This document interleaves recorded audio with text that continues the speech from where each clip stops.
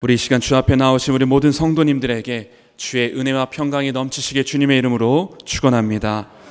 우리 옆에 분들하고 같이 함께 인사하실 텐데요, 우리 아름다운 꽃의 계절입니다. 우리 옆에 분들하고 인사하실 때 당신은 하나님의 꽃입니다 인사하시겠습니다. 당신은 하나님의 꽃입니다.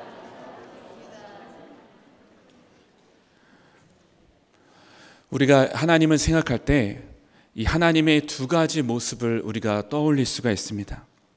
한쪽에서는 하나님은 의로우신 하나님이십니다.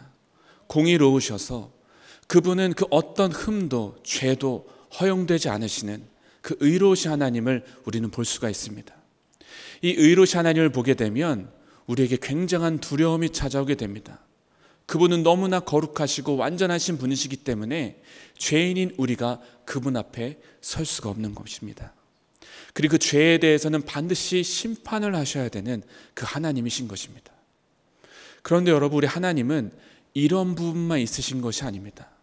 하나님은 죄인을 끝까지 기다리시고 끝까지 용서하시며 품으시는 하나님이십니다.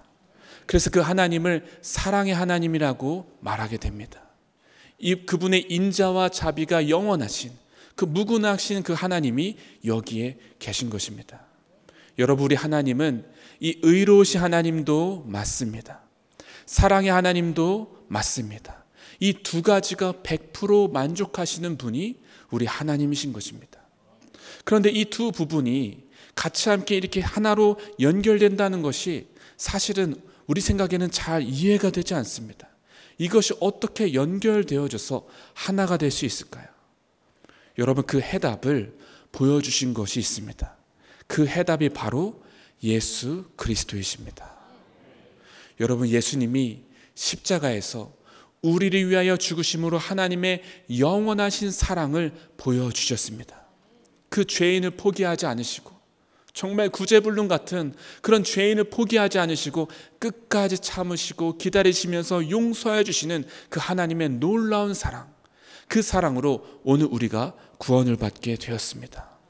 뿐만 아니라 그 죄에 대해서 그 값을 치르심으로 그 십자가에서 모든 죄에 대한 값을 치르셔서 죽음의 권세, 사망의 권세, 저주를 깨뜨리시고 주님께서 새롭게 하여 주셨던 것입니다. 여러분, 오늘 우리는 이 십자가의 은혜로 이 자리에 있는 줄 믿습니다. 그 십자가의 은혜로 오늘 우리는 하나님께 예배드릴 수 있으며 그 하나님을 만날 수 있게 되는 것입니다. 여러분, 하나님은 얼마나 놀라우신지, 노하기를 더디하시고 인자와 자비가 영원하신 그 하나님은 오늘 우리에게 이 놀라운 은혜를 주셔서 우리가 오늘 이 땅에서 구원받은 하나님의 자녀로 살게 하시는 것입니다. 여러분, 이 은혜를 우리가 어떻게 표현할 수 있을까요? 그 하나님의 은혜는 자격 없는 자에게 주시는 은혜입니다. 우리가 어떤 공로, 어떤 조건이 있어서 그 하나님의 은혜를 받는 것이 아니라 자격이 없는데도 불구하고 하나님은 우리에게 다가오셔서 그 말할 수 없는 은혜를 부어주시는 것입니다. 여러분, 우리는 이 은혜를 기억해야 됩니다. 이 십자가의 은혜를 때로 가끔 우리의 모든 일상생활 속에서 떠올려야 되는 것입니다. 그런데 우리가 살다 보면 너무나 바쁜 일상 속에서 이 은혜를 잊고 살 때가 너무나 많은 것 같습니다. 겨우내 얼어붙었던 그런 가지가 이제 새로운 움이 트고 싹이 트는 그런 계절이 되었습니다.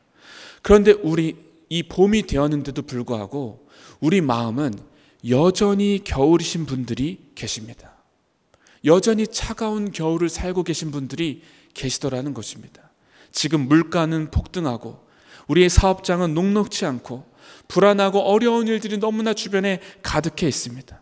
이 풀리지 않는 것 같은 일들이 우리를 사면초가처럼 둘러싸여 있는 이 상황 속에서 과연 우리의 삶 속에서도 하나님의 은혜의 바람이 불어올 수 있을까요?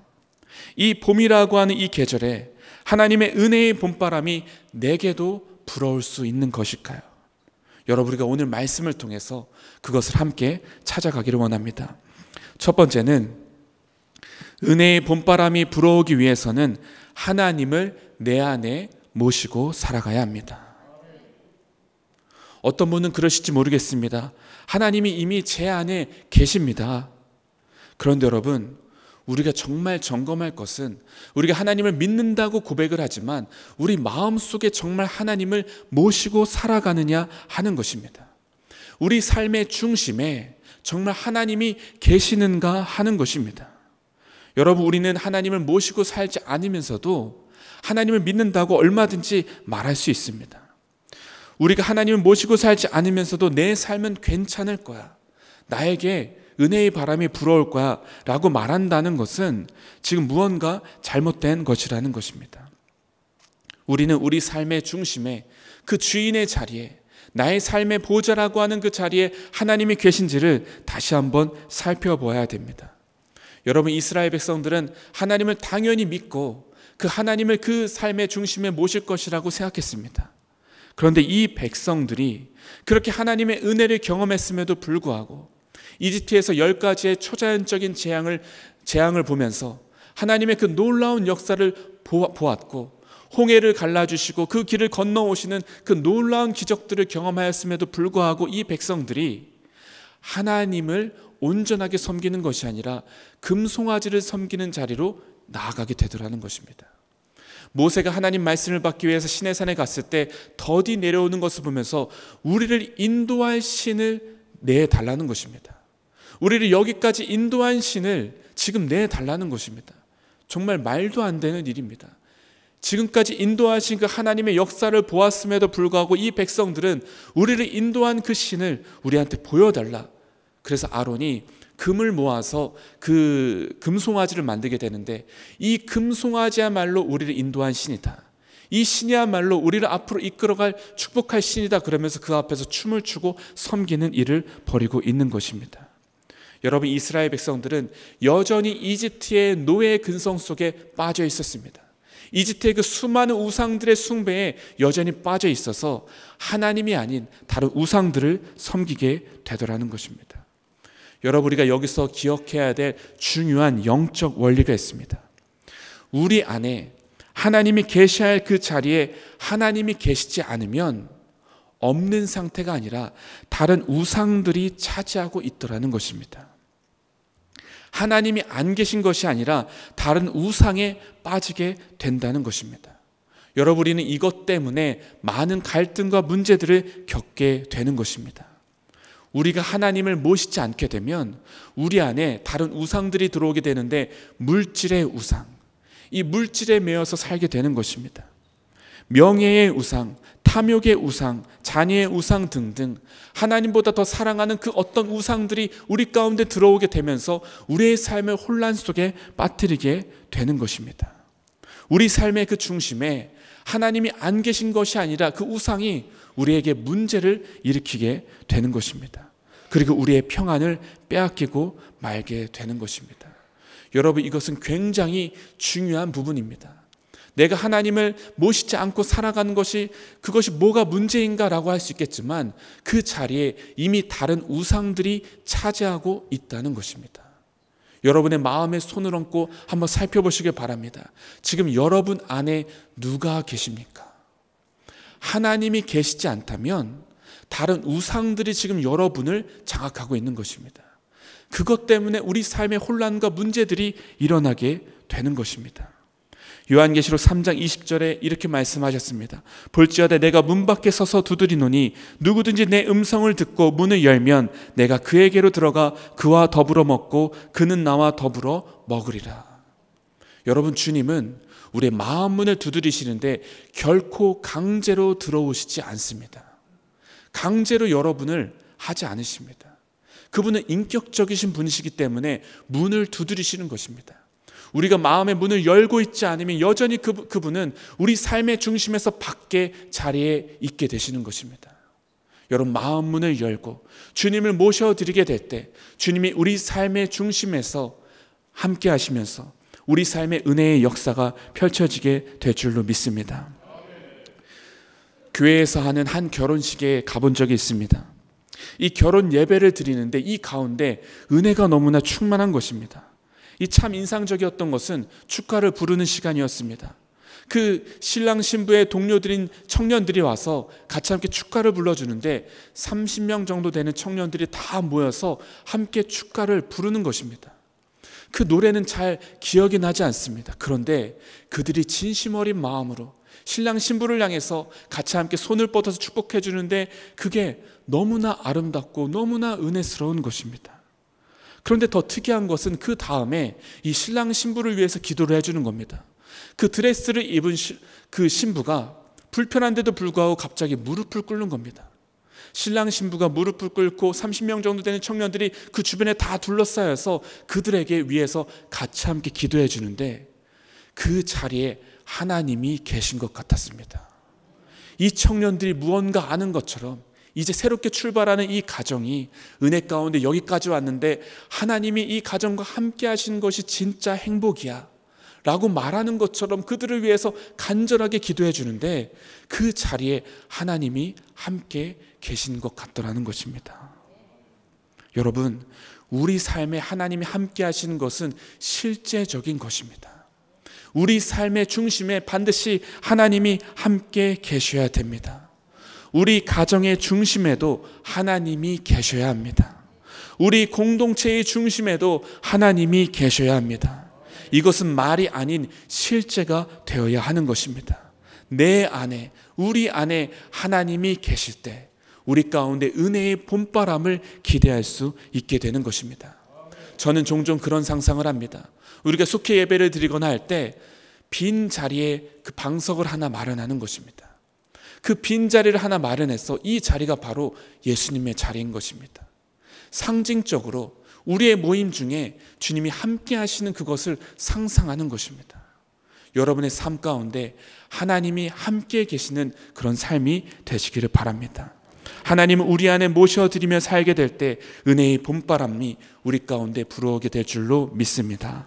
두 번째는 은혜의 봄바람이 불어오기를 원한다면 하나님과 함께 가야 합니다. 여러분, 우리가 하나님과 함께 간다고 말은 할 수 있지만 실제적으로 하나님과 함께 가는 삶은 다른 삶입니다. 우리 안에 모셔드려서 이제 내가 주님을 따르겠다고 결단을 하였지만 이제 실제적으로 주님과 함께 더불어 함께 걸어가는 삶은 또 다른 부분인 것입니다. 이스라엘 백성들이 그 중요한 정체성이 하나님의 말씀을 따라 사는 삶이었습니다. 그 말씀을 따라서 순종하며 그 백성들이 빚어지고 따라가는 그런 열매 맺는 삶으로 나아가야 되는데 이 백성들이 하나님 말씀을 따르겠다고 결단은 하였지만 실제적으로는 하나님의 말씀을 따르는 것이 아니라 다른 것을 따르게 되고 다른 우상을 따르게 되는 그런 일들이 있었더라는 것입니다. 여러분, 모세는 하나님이 함께 가시는 것이 얼마나 중요한지를 알았습니다. 그래서 출애굽기 33장에 있는 말씀을 보게 되면 하나님 앞에 간절히 간구하는 것입니다. 하나님, 저희들과 함께 가시기를 원합니다.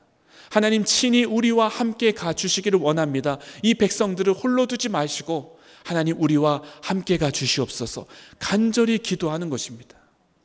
왜냐하면 이것이 너무나 중요하다는 것을 모세는 알았기 때문입니다. 이스라엘 백성들이 다른 여타의 백성들과 다른 점이 무엇일까요? 그것은 하나님이 이 백성들과 함께 계신다는 것입니다. 수많은 이스라엘 백성들이 겪었던 전투에서 이 백성들이 승리할 수 있었던 것은 하나님이 함께 계셨기 때문입니다. 이 백성들이 군사훈련을 잘 받아서 아주 큰 군대가 있었기 때문에 승리했던 것이 아니라 오히려 그런 부분이 너무나 부족했습니다. 그런데 하나님이 함께 하시자 그 싸움 가운데 백전백승인 것입니다. 모세가 손을 들면 이 백성들이 이깁니다. 그것은 하나님이 함께 하신다는 것을 상징적으로 보여주시는 것입니다. 심지어는 전쟁을 하는데 여호수아가 기도를 했습니다. 여호수아가 기도하자 해가 멈추는 것입니다. 시간이 멈추는 것입니다. 하나님은 그렇게 하셔서라도 이 백성들이 승리하도록 인도하시는 것입니다. 이 백성들이 어디를 가든지 하나님과 함께 갔을 때는 승리의 깃발을 높이 올렸습니다. 그러나 하나님이 함께하지 않으시면 그들은 여전히 실패할 수밖에 없었습니다. 아무리 능력이 많아도 아무리 군사적인 힘이 있어도 하나님이 함께하지 않으시면 그들은 여전히 실패할 수밖에 없었다는 것입니다. 여러분, 우리는 하나님과 함께 떠나야 되는 것입니다. 하나님과 함께 나아가야 되는 것입니다. 그럴 때 승리하게 되는 것입니다. 여러분, 하나님과 함께 간다는 것은 하나님의 말씀 앞에 반응하는 것입니다. 그 말씀 앞에서 우리 자신을 발견하고 우리 자신을 고치고 수정하여 돌이켜 나아간다면 그 사람은 축복의 사람인 것입니다. 은혜의 사람이 되는 것입니다. 은혜의 바람이 그 삶 가운데 불어오게 되는 것입니다. 때로는 그 하나님 말씀이 부담스러울 때도 있습니다. 아플 때도 있습니다. 그런데 좋은 약은 쓴 것처럼 이 쓴 약을 우리가 먹어야 되는 것입니다. 먹어야지 나을 수 있고 먹어야지 고칠 수가 있는 것입니다. 하나님 말씀이 때로는 불편할 수 있지만 그 말씀을 붙들고 내 자신을 직면하며 고치며 나아가게 될 때 새로운 은혜의 역사가 시작되게 되는 것입니다. 여러분, 하나님과 함께 동행하며 살아가는 것 굉장히 중요합니다. 성경에 수많은 사람들이 복을 받았던 그 이유는 하나님이 친히 그들과 함께 계셨기 때문입니다. 요셉도 다윗도 아브라함도 하나님과 함께하며 하나님과 같이 함께 떠났을 때 놀라운 은혜가 임하게 되었던 것입니다. 오늘 본문의 13절과 14절에 있는 말씀을 보게 되면 모세가 하나님 앞에 간절히 구합니다. 하나님, 우리가 하나님께 은총을 입었다면 주여 우리가 하나님께 은총을 입게 하시며 이 백성들로 주의 백성을 삼아 주시옵소서. 그랬을 때 하나님의 응답은 이것입니다. 14절 말씀에 여호와께서 이르시되 내가 친히 가리라, 내가 너를 쉬게 하리라. 여러분, 하나님이 친히 함께 가시겠다고 말씀하시는 것입니다. 여러분, 우리의 삶 속에서도 하나님이 친히 함께 가시겠다고 말씀하시는 그 말씀을 붙들며 나아가게 되시길 바랍니다. 이스라엘 백성들이 가나안 땅에 들어갈 때 하나님께서 이 백성들을 향하여 당부하셨던 말씀이 이 말씀이었습니다. 여호수아서 1장 8절과 9절의 말씀에 이 율법책을 내 입에서 떠나지 말게 하며 주야로 그것을 묵상하여 그 안에 기록된 대로 다 지켜 행하라. 그리하면 내 길이 평탄하게 될 것이며 내가 형통하리라. 내가 내게 명령한 것이 아니냐. 강하고 담대하라. 두려워하지 말며 놀라지 말라. 내가 어디로 가든지 내 하나님 여호와가 너와 함께하느니라 하시니라. 우리가 어디를 가든지 하나님과 함께 가는 것, 이것이 바로 형통의 비밀인 것입니다. 때로는 인생의 파도가 거칠게 불 때가 있습니다. 그러나 우리와 함께 하시는 주님을 바라보게 되시길 바랍니다. 거친 풍랑이 아무리 몰아친다 할지라도 그 제자들과 함께 떠나셨던 그 주님, 우리 배에 주님이 타고 계신다면 안전하게 되는 줄로 믿습니다. 우리 주님과 함께, 우리 하나님과 더불어 함께 가는 우리 성도님들 되시길 주님의 이름으로 축원합니다. 끝으로 세 번째는 은혜의 봄바람을 기대하기 위해서는 하나님을 기대해야 합니다. 하나님을 기대하는 것. 과연 나의 삶에도 하나님께서 은혜를 주실까? 지금 내 주변에는 모든 정황과 이런 상황들은 전혀 은혜를 기대할 수 없는 상황인데, 그런데 이런 나에게도 하나님이 과연 은혜를 주실까? 여러분, 하나님을 바라보게 되시길 바랍니다. 누가복음 11장 13절 말씀 보면 너희가 악할지라도 좋은 것을 자식에게 줄 줄 알거는 하물며 너희 하늘 아버지께서 구하는 자에게 성령을 주시지 않겠느냐. 여러분, 부모는 그 자녀들이 복받기를 원하고 잘 되길 원합니다. 그 어떤 부모도 그 자녀들이 망하기를 원하는 부모는 없습니다. 자녀들에게 은혜 베푸기를 원하고 하나라도 좋은 것이 있으면 더 주기를 원하는 것이 부모의 마음입니다. 여러분, 우리 하나님도 마찬가지입니다. 우리에게 좋은 것을 주길 원하시고 선한 것을 이루길 원하시고 은혜 베풀기를 원하시는 분이 바로 우리 하나님이신 것입니다. 다윗이 이 사울 왕의 그 위협 앞에서 도망자 시절을 겪었던 그런 시간이 있었습니다. 그때 광야를 전전하면서 다윗의 그 인생 앞에 모든 것들이 불투명했습니다. 기름 부음 받아서 이스라엘의 왕으로 세워질 것이라고 했는데 지금 다윗의 현실은 광야로 둘러싸여져 있습니다. 누군가가 자기를 죽이려고 지금 쫓아오고 있는 너무나 괴로운 상황 가운데 있는 것입니다. 그런데 그런 가운데 이 다윗은 하나님을 바라보는 것입니다. 하나님을 기대하는데 그 다윗의 고백을 한번 들어보시기 바랍니다. 시편 62편의 말씀에 나의 영혼이 잠잠히 하나님만 바라며 나의 구원이 그에게서 나오는도다. 나의 영혼아 잠잠히 하나님만 바라라. 물은 나의 소망이 그로부터 나오는도다. 여러분, 다윗은 하나님을 바라보는 것입니다. 현실을 바라보는 것이 아니라 하나님을 바라보고 하나님을 기대하는 것입니다. 그리고 하나님께서는 이 다윗의 삶 속에 놀라운 일을 이루시는 것입니다. 결국에 이스라엘의 위대한 왕으로 세우심을 받게 되는 것입니다. 이것이 신약에 가게 되면 사도 바울이 이렇게 고백하게 됩니다. 로마서 8장 28절에 우리가 알거니와 하나님을 사랑하는 자 곧 그의 뜻대로 부르심을 입은 자들에게는 모든 것이 합력하여 선을 이루느니라. 이것이 쉬운 성경에서는 이렇게 번역되었습니다. 우리는 하나님께서 모든 일을 하나님을 사랑하는 사람, 즉 하나님의 목적을 위해 부름을 입은 사람들의 선을 위하여 하신다는 것을 알고 있습니다. 여러분, 하나님은 어떻게 하시는지 아십니까?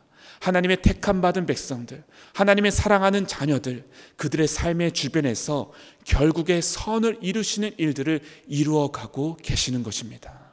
지금은 어렵지만, 지금은 부정적인 것 같지만, 지금도 여러분의 삶 속에서 주변에서 하나님은 놀라운 일들을 계획하시며 일하시고 계신다는 것입니다. 여러분, 우리는 코로나라고 하는 추운 계절, 이 겨울을 지났습니다. 여러분, 우리가 이 겨울을 지나면서 우리가 주변을 살펴볼 때 앙상한 가지만 남아있는 그 나무들을 보게 됩니다. 이 추운 계절에 그 앙상한 가지만 남아있는 이 나무들, 볼품없어 보이고 쓸모없어 보이고 죽은 것 같은 이런 나무들, 여러분, 이런 나무들이 과연 꽃을 피울 수 있을까요? 그런데 여러분, 아무리 그렇게 볼품없어 보이지만 그 나무들을 베어버리는 사람은 아무도 없습니다. 왜냐하면 계절이 바뀌어서 봄이 되면 이 앙상한 가지만 남은 이 나무들이 결국에 아름답게 꽃을 피울 것이기 때문입니다. 우리도 여러 가지 많은 앙상한 가지처럼 남은 것 같은 상황이라 할지라도 우리 삶에 꽃을 피우는 그날이 오게 될 것입니다. 하나님은 우리 가운데 은혜의 바람을 불어오게 하시사 아름다운 꽃이 피우게 하시고 열맺게 하는 그 날이 오게 하신다는 것입니다. 성경을 보는 사람은, 하나님의 역사를 아는 사람은 이 하나님의 은혜를 기대하는 사람입니다. 여러분, 하나님을 경험하게 되면 우리 좋으신 하나님, 선하신 하나님을 기대하게 됩니다.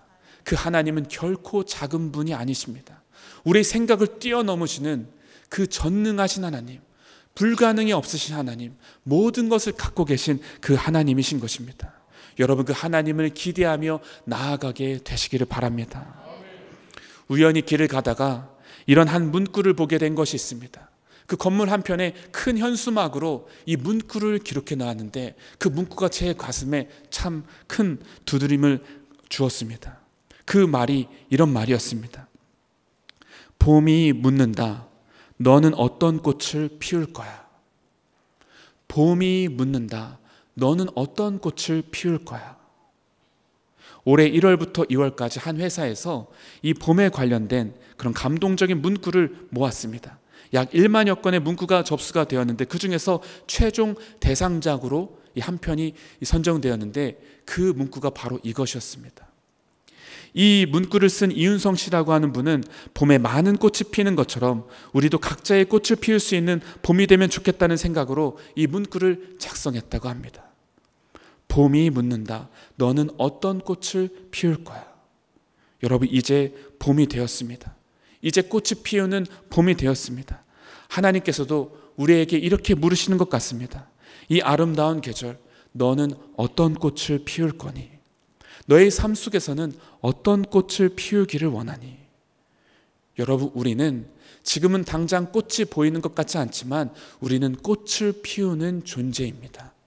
우리는 열매 맺을 수 있는 존재입니다. 그리고 하나님이 은혜의 바람을 불어오게 하신다면 열매를 맺게 하시고 꽃을 피우게 하실 것입니다. 2023년도의 봄, 그것을 기대하며 주님을 기대하며 나아가는 우리 성도님들 되시기를 바랍니다. 이 시간 예배하신 우리 모든 성도님들의 삶 속에 하나님께서 주시는 은혜의 봄바람이 불어오기를 주님의 이름으로 축원합니다. 우리 같이 함께 기도하시겠습니다. 생명이 움트는 계절 봄, 우리를 향하신 하나님의 놀라운 계획과 뜻이 있는 줄 믿습니다. 주여, 우리에게 은혜를 베풀어 주셔서 그 은혜의 봄바람이 불어오게 하셔서 열매 맺게 하시고 꽃 피우게 하여 주시옵소서. 주님의 영광을 드러내는 아름다운 꽃 피우는 존재들이 되게 하여 주시옵소서. 우리를 사랑하시는 우리 주 예수 그리스도의 이름으로 기도드렸습니다. 아멘.